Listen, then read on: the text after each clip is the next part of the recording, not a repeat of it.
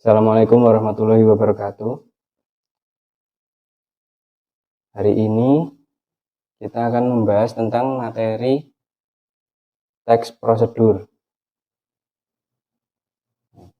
Langkah untuk membuat teks prosedur, tujuan, fungsi, dan jenis teks prosedur, lalu menganalisis informasi penting dalam teks prosedur, membuat simpulan isi, struktur dan kebahasaan teks prosedur, lalu penyusunannya.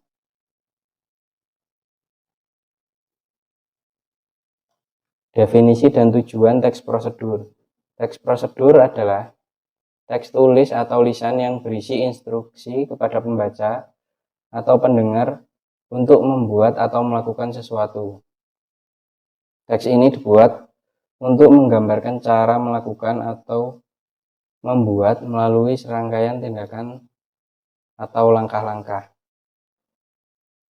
Tujuan dari teks prosedur adalah memberikan petunjuk atau cara melakukan sesuatu melalui serangkaian tindakan atau langkah-langkah.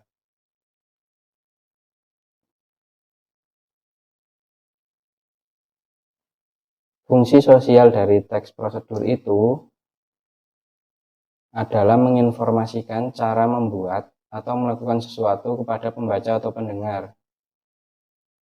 Contohnya, guru atau orang tua wali memiliki tanggung jawab untuk membuatmu paham cara memainkan angklung, melakukan gerakan tari saman, atau membuat minuman rempah-rempah. Jenis-jenis teks prosedur. Yang pertama, teks prosedur membuat sesuatu. Contohnya membuat layang-layang, membuat coto Makassar, atau membuat wedang ronde. Yang kedua, teks prosedur membuat suatu prosedur, memainkan alat atau sesuatu. Misalnya bermain saluang atau seruling, bermain gangsingan, atau bermain gamelan. Yang ketiga, teks prosedur melakukan sesuatu. Contohnya menari poco-poco atau menarik uang di ATM.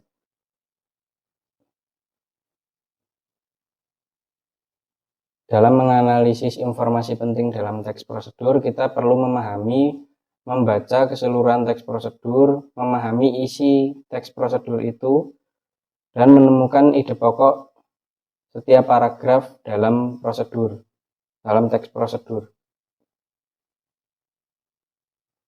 Untuk membuat simpulan itu berasal dari isi teks prosedur. Di situ kita setelah memahami dan membaca keseluruhan isi dari teks tersebut, nanti kita akan mendapati intisari dari teks, yang disitulah kita membuat kesimpulan dari teks prosedur tersebut.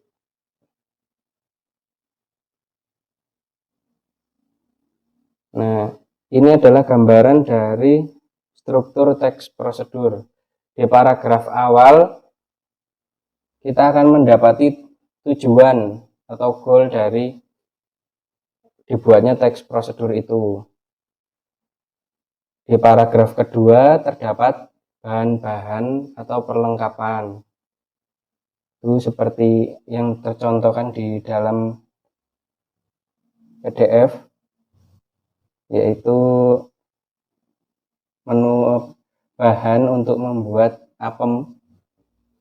Nah, selanjutnya ketika bahan-bahan atau perlengkapan itu sudah terbuat, setelah itu langkah-langkah atau step untuk membuat apem atau step untuk melakukan kegiatan membuat apem.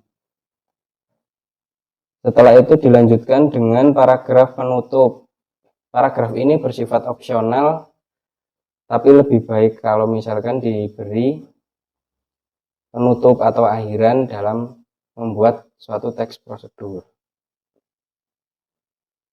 Kebahasaan dalam teks prosedur menggunakan penomoran yang menunjukkan urutan atau tahapan, menggunakan kata yang menunjukkan perintah atau dalam bahasa lain imperatif, menggunakan kata ganti orang kedua. Jadi kalau teks prosedur itu nggak pakai kata aku atau saya, atau kata ganti orang pertama atau orang ketiga, enggak.